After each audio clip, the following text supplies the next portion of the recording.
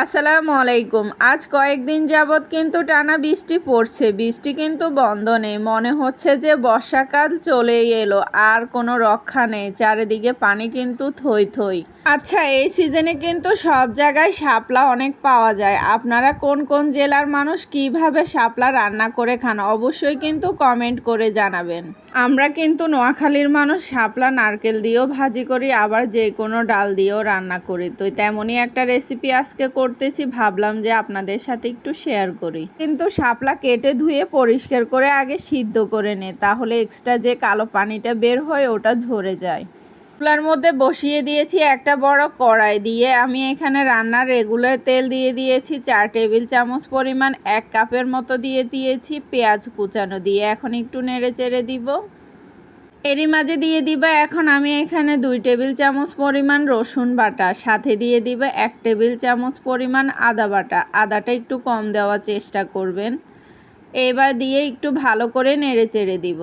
দিয়ে দিব 1 টেবিল চামচ পরিমাণ লবণ, সাথে দিয়ে দিব 1 টেবিল চামচ পরিমাণ হলুদ গুঁড়ো, সাথে দিয়ে দিব 1 টেবিল চামচ পরিমাণ মরিচের গুঁড়া, সাথে দিয়ে দিব 1 টেবিল চামচ পরিমাণ জিরের গুঁড়া।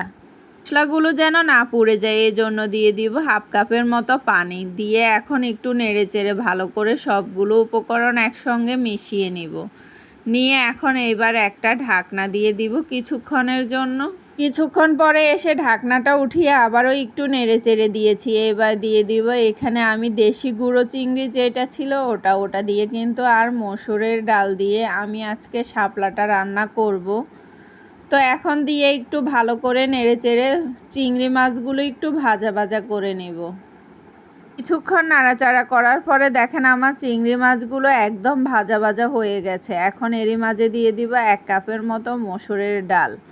ডালটা দিয়ে এখন একটু ভালো করে আবারও নেড়ে চেড়ে দিব। এরই মাঝে দিয়ে দিব আমি এখানে দিয়ে দিব 2 কাপের মতো পানি। পানিটা দিয়ে আমি এখন মশলাগুলোর সঙ্গে আবারও ভালো করে একটু নেড়ে চেড়ে মিশিয়ে নিব।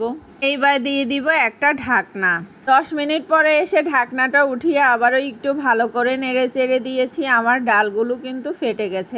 এখন কিন্তু এরই মাঝে দিয়ে দিব আমি সিদ্ধ করে রাখা সেই শাপলাগুলো। শাপলা আমরা সিদ্ধ করি কেন আগে জানেন? শাপলা কিন্তু এমনিতেই রান্না করলে কালো কালো একটা কালার চলে আসে।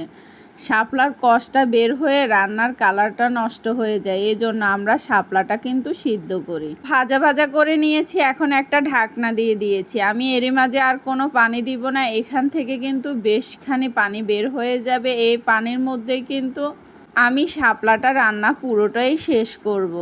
এখন আবারও দিয়ে দিব একটা ঢাকনা। 10 থেকে 15 মিনিট পরে এসে ঢাকনাটা উঠিয়ে দেখেন আমার শাপলা থেকে কিন্তু বেশখানি পানি বের হয়ে গেছে। এখন ভালো করে একটু নেড়ে চেড়ে নিব।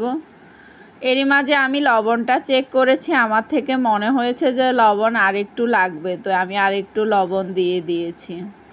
আর হ্যাঁ, এই শাপলাটা কিন্তু আপনারা ইচ্ছে করলে ইলিশ মাছ দিয়েও সেম প্রসেসে রান্না করতে পারেন। কাঁচামরিচ তো বাসায় নেই, এখন কি করব? গাছ থেকে কিছু কাঁচামরিচ পেড়ে নিয়ে আসলাম, ওইগুলো মাঝখানে পালি করে দিয়ে দিয়েছি। আসলে কয়েকটা কাঁচামরিচ গাছ লাগালে এটাই সুবিধা, তাই না?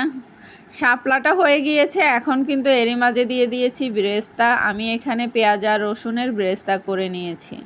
ওটা দিয়ে এখন ভালো করে আবারও একটু নেড়ে চেড়ে সবগুলো উপকরণের সঙ্গে মিশিয়ে নিয়েছি। ভীষণ মজার এই শাপলা রান্নাটা অবশ্যই আপনারা কিন্তু বাসায় ট্রাই করবেন, আর রান্না করে কেমন হয়েছে অবশ্যই কমেন্ট করে জানাবেন। আর সবাই ভালো থাকবেন। আল্লাহ হাফেজ।